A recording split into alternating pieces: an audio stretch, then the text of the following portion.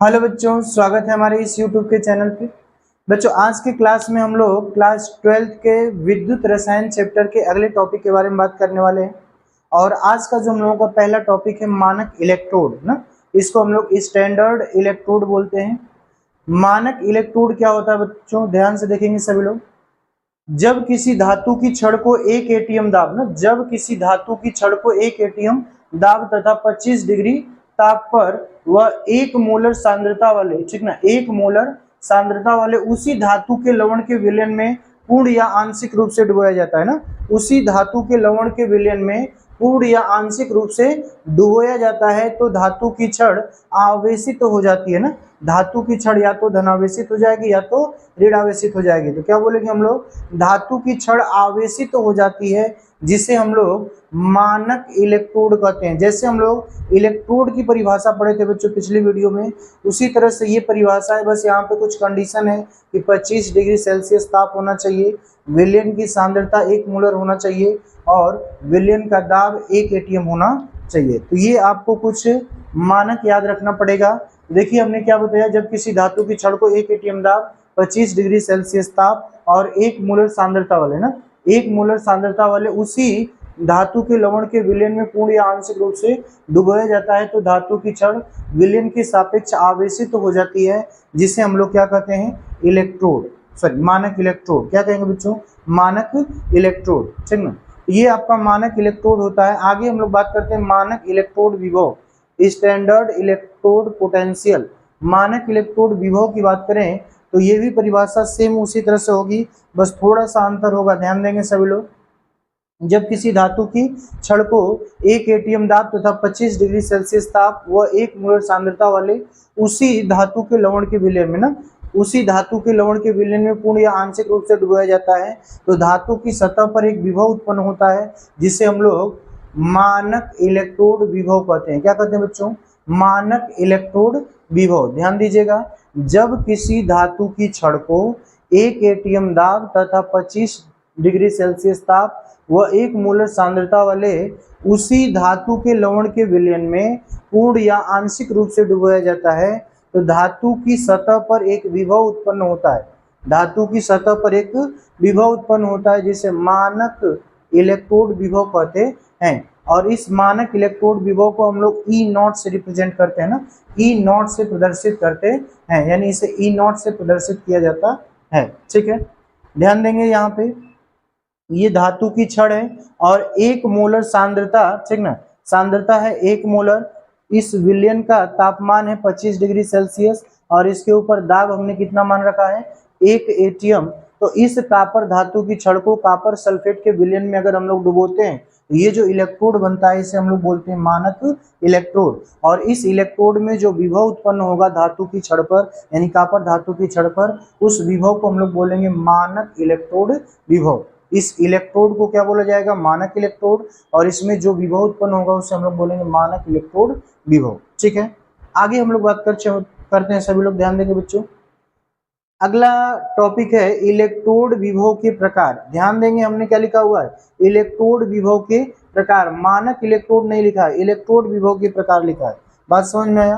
तो इलेक्ट्रोड विभव के प्रकार की बात करें तो इलेक्ट्रोड विभव 2 प्रकार के होते हैं। कितने प्रकार के होते हैं, 2 प्रकार के इलेक्ट्रोड विभव होते हैं। एक होता है आक्सीकरण विभव और एक होता है अपचयन विभव, ठीक ना। आक्सीकरण विभव और अपचयन विभव, एक एक लाइन में हम लोग देखते हैं इनको क्या होते हैं भाई।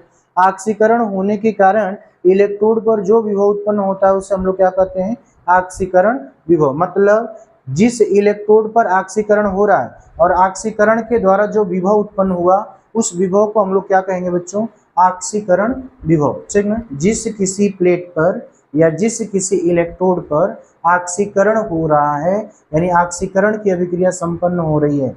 कौन सी अभिक्रिया, आक्सीकरण की। और आक्सीकरण की अभिक्रिया होने के पश्चात, ठीक ना, आक्सीकरण अभिक्रिया होने के पश्चात उस इलेक्ट्रोड पर जितना विभव उत्पन्न हुआ, इलेक्ट्रोड पर आक्सीकरण अभिक्रिया हुई, उसमें जितना इलेक्ट्रोड विभव उत्पन्न हुआ उसे हम लोग आक्सीकारक विभव बोलेंगे। क्या बोलेंगे, सॉरी, आक्सीकरण विभव, ठीक है। आगे हम लोग बात करते हैं अपचयन विभव। अपचयन विभव क्या होता है बच्चों, जब किसी इलेक्ट्रोड पर अपचयन की क्रिया हो रही है और उसमें जितना विभव उत्पन्न हुआ उसे हम लोग बोलेंगे अपचयन विभव, ठीक ना। तो अपचयन होने के कारण इलेक्ट्रोड पर जो विभव उत्पन्न होता है उसे हम लोग क्या कहते हैं, अपचयन विभव। एक चीज ध्यान देने वाली बात है बच्चों, इसको सभी लोग ध्यान देंगे, देखिएगा यहाँ पे हमने लिखा हुआ है, इसको नोट में लिख लेते हैं हम लोग, ठीक ना। इसको आप नोट में लिख लीजिएगा। देखिए, आक्सीकरण विभव तथा अपचयन विभव, ठीक ना। आक्सीकरण विभव और अपचयन विभव दोनों का मान बराबर होता है। दोनों का मान क्या होता है बच्चों, समान होता है, बराबर होता है। बस अंतर क्या होता है, दोनों का चिन्ह अलग अलग होता है, ठीक ना। आक्सीकरण विभव और अपचयन विभव का मान जो होगा वो क्या होगा, बराबर होगा, लेकिन इनके साइन जो होते हैं, इनका जो चिन्ह होता है, ठीक ना, वो क्या होता है, अलग होता है, ठीक ना। इसके चिन्ह विपरीत होते हैं। देखिए, आक्सीकरण विभव तथा अपचयन विभव के मान आपस में समान होते हैं ना, आपस में बराबर होते हैं, परंतु इनके चिन्ह विपरीत होते हैं। इनके चिन्ह कैसे होते हैं बच्चों, विपरीत होते हैं, ठीक ना। तो इनके मान जो होंगे आपस में बराबर होंगे या समान होंगे, लेकिन इनका साइन जो होगा ये आपस में क्या होगा, विपरीत होगा। तो आगे हम लोग बात करते हैं बच्चों, ये हो गया इलेक्ट्रोड विभव के प्रकार। तो हम लोगों ने देखा मानक इलेक्ट्रोड विभव और इलेक्ट्रोड विभव के प्रकार, ठीक ना। अब हम लोग अगली बात करते हैं मानक हाइड्रोजन इलेक्ट्रोड, ठीक ना। मानक हाइड्रोजन इलेक्ट्रोड की अगर बात किया जाए बच्चों, ये मानक हाइड्रोजन इलेक्ट्रोड जो होता है इसका विभव 0 होता है, ठीक ना। इसका विभव 0 होता है। इसकी आवश्यकता क्यों पड़ गई, हम लोग कैसे इसको समझेंगे। देखिए, जब ये बताया गया कि जब किसी धातु की छड़ को उसी के लवण के विलयन में पूर्ण या आंशिक रूप से डुबोया जाएगा तो धातु की छड़ विलयन के सापेक्ष आवेशित तो हो जाएगी, जिसे हम लोग क्या कहेंगे, इलेक्ट्रोड। बहुत सारे वैज्ञानिकों ने अपने अलग अलग धातुओं का उपयोग करके, ठीक ना, बहुत सारे इलेक्ट्रोडों का निर्माण करना प्रारंभ कर दिया। तो बहुत सारे इलेक्ट्रोडों का निर्माण तो हो गया, लेकिन उन इलेक्ट्रोडों के विभव को ज्ञात करने के लिए उनके पास कोई व्यवस्था नहीं थी। तो इसलिए जो बड़े वैज्ञानिक थे उन्होंने क्या किया, इस मानक हाइड्रोजन इलेक्ट्रोड का निर्माण किया, जिसका विभव कितना था, 0 था। और ये मानक हाइड्रोजन इलेक्ट्रोड एनोड और कैथोड दोनों की तरह कार्य कर सकता था, ठीक ना। तो जिस किसी नए इलेक्ट्रोड का विभव ज्ञात करना होता था उसमें हम लोग करते क्या थे भाई, इस मानक हाइड्रोजन इलेक्ट्रोड को जोड़ देते थे।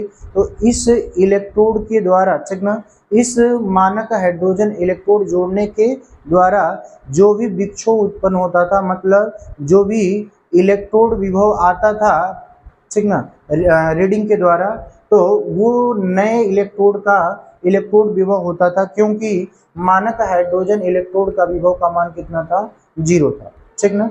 तो ये नया इलेक्ट्रोड बनाया गया। जरा ध्यान से देखते हैं हम लोग सभी लोग, विभिन्न प्रकार के इलेक्ट्रोडों का इलेक्ट्रोड विभव ज्ञात करने के लिए एक मानक इलेक्ट्रोड का निर्माण किया गया ना, एक मानक इलेक्ट्रोड का निर्माण किया गया जिसे मानक हाइड्रोजन इलेक्ट्रोड कहा गया, ठीक ना। या मानक इलेक्ट्रोड कहते हैं, हाइड्रोजन मानक इलेक्ट्रोड कहते हैं।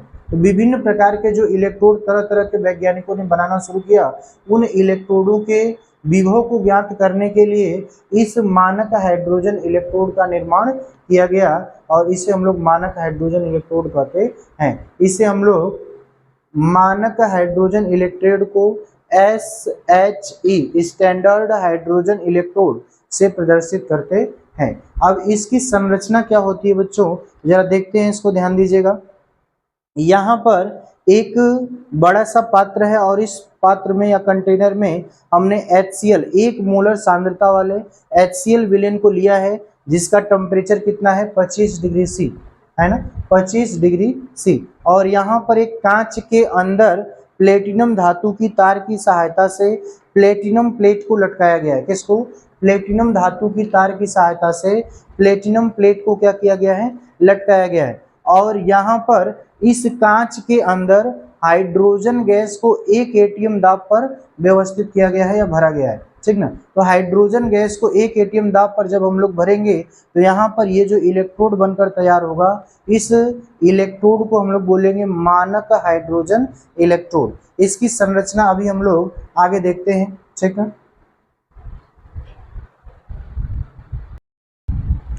आगे हम लोग इसकी संरचना को देखते हैं बच्चों। इसकी संरचना क्या है, ध्यान दे देंगे सभी लोग। देखिए ऐसा ही फिगर हम लोगों ने बनाया था। ये एक बड़ा सा पात्र है और इस पात्र में हमने क्या लिया हुआ है, एक कांच की नली, और इस कांच की नली में प्लेटिनम धातु की तार की सहायता से प्लेटिनम प्लेट को लटकाया गया है और इस पूरे कांच की नली में हाइड्रोजन गैस को 1 एटीएम दाब पर भरा गया है। ठीक है, और इसके अगल बगल हम लोग देख रहे हैं एक पात्र में जो विलयन लिया गया है वो HCl का विलयन है, हाइड्रोक्लोरिक अम्ल का विलयन है, जिसकी सांद्रता 1 मोलर है और यहाँ पे विलयन का तापमान है 25 डिग्री सेल्सियस। ठीक ना, तो ये स्ट्रक्चर है, देखो इसकी संरचना है, हमने यहाँ पे लिखा हुआ है कि एक पात्र में एक ऐसा HCl का विलयन भरते हैं जिसकी सांद्रता 1 मोलर तथा ताप 25 डिग्री सेल्सियस होता है। सांद्रता 1 मोलर और ताप 25 डिग्री सेल्सियस होता है। इस विलयन में कांच की नली द्वारा ना, इस विलयन में कांच की नली के द्वारा प्लेटिनम धातु की तार से प्लेटिनम धातु की प्लेट लटकी होती है। देखिए प्लेटिनम धातु की तार की सहायता से प्लेटिनम धातु की प्लेट जो है वो लटकी है तथा कांच की नली में 1 एटीएम दाब पर हाइड्रोजन गैस भरी गई होती है।